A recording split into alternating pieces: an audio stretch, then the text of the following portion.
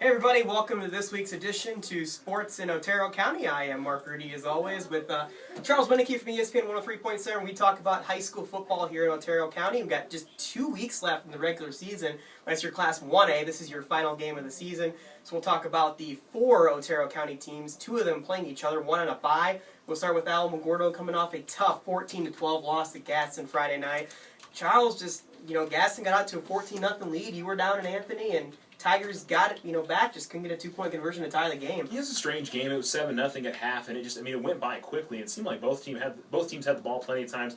Tigers had their opportunities twice in the first half on passes that probably could have ended up being touchdowns and just misfired. And they're certainly going to look back at 2 or 3 things that just didn't work out for them. And in a close football game, that's how it is.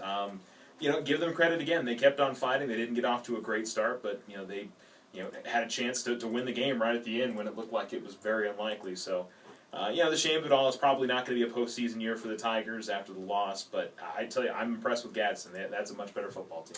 Yeah, you got to give it to Gadsden just how much they've improved. They're on the bubble right now. Of course, they get Las Cruces High on Friday night. You mentioned it, probably unlikely the Tigers make the playoffs. The best thing they can do at this point is try to win their last 2 games and give yourself at least a chance. Maybe if you can get a 3-way tie for second place, maybe some tiebreakers. But who knows? That's easier said than done because you get Mayfield in here this Friday night. Mayfield made a statement over Onyate on Friday night, winning 48-0. So, Mayfield, I've heard some things about them that they're doing stuff that is un-Mayfield-like with Michael Bradley teams where they're missing tackles and doing stuff that's not fundamentally sound, but they're still a good football team. It's still Mayfield. Yeah, Mayfield. Well, I agree. They're not as strong as they are in their usual places, but they're going to pose a big-time challenge. I mean, when we say they're doing un-Mayfield things, they're just not playing maybe at a state championship level, this team. But come around postseason time, I wouldn't be surprised to see them in the Final Four. So.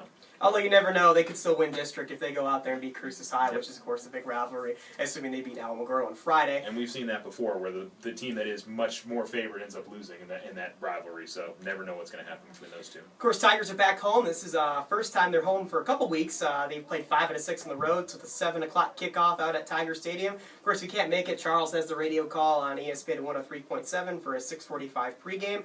Moving to Tularosa now, they beat Mesilla Valley 59-7. And I'll tell you what, Tularosa is just rolling right now. I mean, at first it looked like maybe Mesilla Valley could hang with them. They took their first series for a touchdown, and then they got an interception. But after that, Tularosa's defense just hammered down. They got a couple, interception returned by Nerón Ornelas, who also returned a blocked field goal, 60 yards for a touchdown.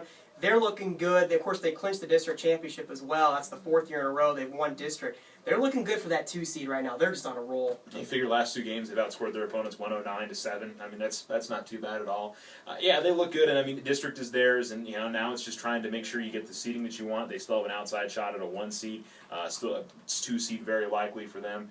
It's just trying to keep everybody healthy and get ready for the postseason now. Of course, they get a bye week this week, so they can get a little of those banged up injuries. They don't have any injured, but just those little dings and stuff like that. They'll get those fixed this week. So for Tularosa, they're 12-0 the past 4 years in district games. They're just on a roll right now. Of course, they get Cobre for their final game of the season.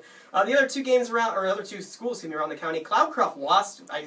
Not really sure. According to Max Prep, says Cloudcroft lost 41-0 to Magdalena. That's not true because I left and it was 2014 Magdalena at halftime, and I've been efforting to get a score and we can't get one. I'll know on Wednesday though, for sure, definitely. Mescalero lost to Capitan. Most likely Cloudcroft and Mescalero probably done for the playoff picture as well. They play each other Friday night, so you get a rivalry game. Cloudcroft takes the short trip over to Mescalero, and for those 2 schools, I think it's just trying to get a win to finish off your season there. So that one's Friday night at 7 o'clock in Mescalero. And, of course, you can follow us on Twitter, at mrudy19, at charlesw25, and, of course, like the Alamogordo Daily News Sports Facebook and ESPN Alamogordo 103.7's Facebook. So for next week, we'll see you guys later.